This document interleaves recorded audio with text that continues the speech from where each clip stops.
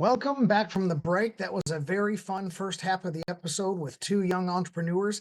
And I want to bring on our very next guest, and I want to keep this ball rolling. Now, Preston Roberts of ACS Airsoft is a good friend of mine, a client, and he is a perfect model of what it is to be an initiative driven young entrepreneur who can fight their way to success. So, Preston, I want to thank you for coming on the show today, and I'm looking forward to this conversation. Absolutely, Ryan. Thanks for having me on. I'm excited to see where our conversations go. Well, good. What I want to do is ask a question to you, very similar to what I asked the last couple of guys, and that's a little bit about starting your journey off. And so I want to ask you, the entrepreneur that you wanted to start your own business. At what point did you just realize that was your path, and what factors led up to you just taking that leap to be a business owner and entrepreneur? Sure.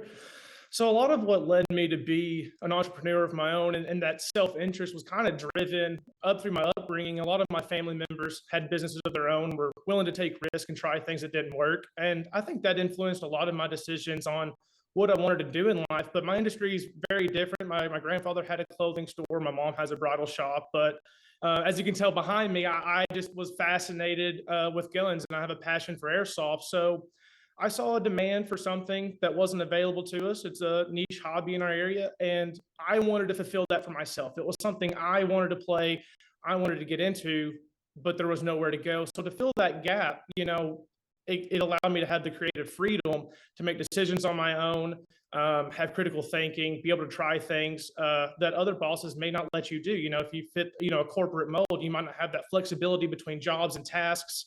I'd be head down on one particular medium, and I like being able to change hats in that manager role and problem solve. And I think I really found that pivotal point, that like aha moment, that everyone looks for. It was during an interview for an internship when I was in college. During my MBA, Target was on campus, and they were looking for a regional manager for an internship position. I believe it was unpaid, but it came with all the bells and whistles. If you did great there, you got the job. So absolutely, I was going to apply and see where this goes. Keep every opportunity open. The end of that interview, the interview went great. They asked me if you had any questions for us, and my question to them at that time was, why did you send out the interview questions in advance? And they had sent interview questions the night before to everyone, and that creates a very rehearsed and non-organic response. And if you're looking for a manager, someone that's going to have to act on their feet in the moment, take care of a crisis, put out a fire, they're going to have to be able to be critical thinkers and be adaptive. And I didn't think they were going to find the right fit for that role by letting people practice in advance. And you could tell the just all shock on their face when I asked them that. And that's not what they were looking for. And I knew I wasn't going to be the yes man. And I thought, okay, if I'm going to think outside of the box and push the boundaries and try things, but be willing to learn and fail, learn from your failures, be willing to fail and be willing to try new things. And I see that reaffirmed through my daughter every day. She's 1.5 and trying things. I'm like, no. And she's like, I'm going to learn. I'm going to figure it out on my own. And now she's going up and down the stairs. And I'm like, okay, if you're trying and learning at this age, then I'm not going to stop trying and learning too. So that was really the moment, though, at my life where I was like, okay, I want to try this on my own. I want to take the risk. I want to go all in. And by that point, I had already had a test bed. There was a proof of concept for me. I was doing this a little bit on the side. It wasn't a full-time job, but later on, it was the commitment there that's like, hey, let's see really where this goes. What's the full opportunity here? And let's go for it. I love that. That is a great story, and I think it probably resonates with a lot of our viewers. And Preston, I didn't tell you this before, but I challenge most of my viewers, as I did at the beginning of this episode, to watch with pen and paper and take notes. And so anyone listening, if you heard his story, he had generational examples set for him, and he saw that, and that took a lot of the risk and nervousness that it might take out of it. So go find somebody that you can example from. Absolutely. And then he went into the corporate mold and said, hey, just based on a single interview, I could tell this was not for me. And then just like the dynamic unfolding nature of an airsoft battle, you have to be able to think quickly on your feet, make adaptations, have a certain skill set with tactics and equipment and tools, and use those not just to win a game, but to apply into a business for life. So I think you're really embodying a lot of that. Going along with that journey, I want to kind of dive in a little bit more about, he had some family examples, and that may not be the answer to this next question, but tell us about who's been your greatest supporter. So when you went in there, you probably had some type of advisor or mentor through your journey. How did their guidance shape you or your business decisions, or how you make decisions? Absolutely. Speaking on my family's just kind of linear progression of owning businesses and trying new things, I think they were a lot of the influence that got me into the business world. But I think some of my largest supporters and in this topic really comes down to my customers, because when we started, I was 17. Shirley, my best friend, who's now a manager here, who was 18, and we were in high school. I talked about that proof of concept. I mean, an airsoft field to us then was just a couple of pallets. It really wasn't anything but the fact that we had land. And people showed up that we didn't know. And I was like, okay, maybe there's something here. And that snowball effect just kept turning and kept reinvesting in ourselves. But they showed us very early on that they cared for us and valued our relationship as much as we did theirs. And not just in a transactional sense, but like we had this crazy snowstorm right now and flooding just a few days ago, and people from all around the world are messaging us, hey, are you okay? I saw Kentucky was being hit. And so they're active listeners. And even if they're not always engaged with your brand or what's going on right now in real time, the newest product or the latest event or the newest skill set to be learned, they're still paying attention in the background and they do care about you. And I think those relationships have really shaped us for who we are today, because they were with us from the conception through all of our failures, our learning points, the pitfalls of running a business, and that learning curve of, okay, what do we do now with that? How do we take what we've learned and continue to progress it? And, I can remember one of my very early on customers, we didn't have a megaphone. We had no way to make announcements. And he was a football coach. He was like, I'm bringing you my megaphone, and he saw like, hey, I know what it takes to be a leader. You need better tools than what you have now, and I can help you with that. And they've always been invested. And that was day one. And again, people are still checking in on us and making sure that everything's okay. So even outside the transactional part of, having customer relationships, that value and friendship and that personal connection, that's really been the driver and the shaping factor of our business. I love that so much. And I love that you brought that coach as an example in there, because coaches are some of the most probably profound, impactful, and proven types of leaders, because they just get a recurring system of people to lead. And so I do want to transition to a leadership question, because I love what you just said about your support of your customers, being in touch with the market and the conditions and adapting for them. So let's talk about leadership, and maybe if you have an example of like a defining moment where your leadership just played a critical role. You had some type of challenge or some type of opportunity in your business, and you had to execute leadership in order to move past it or get that done. Can you share an example?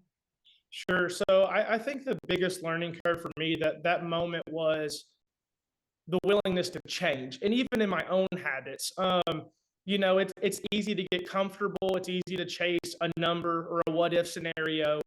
And I don't think that's where you should always have your headspace. I think it's easy to get head down on something and go, if I could learn this skill or teach this to my employee and overcome this challenge, but it'd be easy to micromanage or zoom too close in. So for me, the biggest learning curve is that flexibility and the willingness to change, because change is the only thing that's constant. And you've got to be evolving and you've got to be in tune with what's going on in your industry. So I think looking at it from that point of view is setting up processes.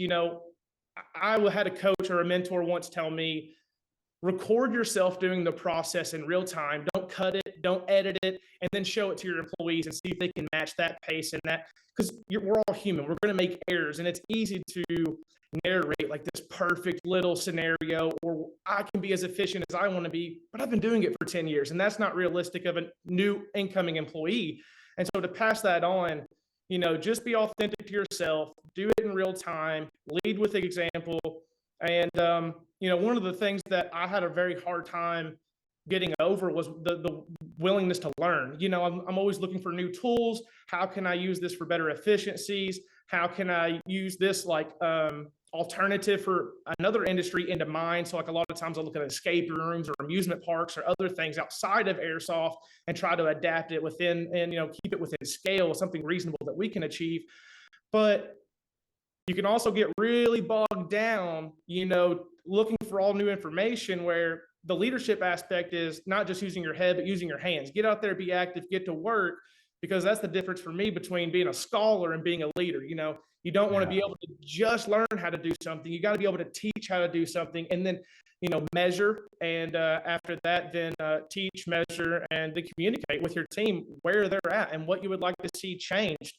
Mr. Schneebly, I don't know if you'll get this reference, but those that can't do teach, and those that can't teach gym. So I don't want to teach a gym class, I want to run an airsoft store. So that's where we're at today. No, I like that. And I really appreciate your points on flexibility and how you had to be flexible as a leader. And really, if you guys were paying attention in the audience out there, he went outside his industry to purposely get a scope that is not his own, to get a mindset that is not his own, to get him out of his comfort zone. And then he made those adaptations. And I want to point out another really good high note that you did the recording thing, saying, hey, here's what the process looks like. Here's me doing it with, like you referenced, 10 years of experience. My expectation is not that you can on day one replicate this, but this is the model that you're achieving for. And you've got a video you can reference the entire time till you're achieving at that level. So we've only got just a little bit left for this last question here before we jump to commercial. But was there a specific moment when you just knew that you were going to succeed, that, hey, even though there's going to be more hurdles and obstacles, but I know that from this point on, I've had the realization that this business is going to make it? That one's really tough. I think you could have asked me a few years ago and I would have told you it was a dollar amount. If I could only achieve this dollar amount to offset my lifestyle and my employees' lifestyles, and that would give me the comfort to stay where I'm at and maintain this long term. But now I feel like, that aha moment is within my personal growth. It's in the willingness to learn and adapt and all these things we've already kind of talked about. But it's the discipline to get up and do the best that you can do every day with what you have. And that doesn't mean fulfilling all your large scale dreams and end goals. If you have a 10-year goal, then you're not going to achieve it tomorrow. You're going to achieve it 10 years, as long as you keep setting that pace and short-term goals to achieve it. But you got to do the best you can do with the tools that you have today. And if you're doing that, you're getting to work, you're staying disciplined, and you're building the confidence in your team. I think that's where the comfort really comes from. I don't think it's, it's like when you're working out and going to the gym, don't get on the scale every day. Stop looking at the numbers every day. You need to know what they mean. It's important to understand them, but it's not something you need to look at every single day in consistency. So, Well, Preston, let me jump in real quick, because before we move on, I want to make a point about something you said about your aha moment of success was not a number. And you specifically emphasized the mindset of it no longer being a number or a certain level of comfort for me and my employees, but it was a set of actions in the way that I come and grind and look for more and go to succeed and produce on. So I want to stick a pin in that right there, because we're going to ask about how you execute that right after this break. So everyone else, stick with us. We're going to be back with more Pivotal Change and more Preston right after this.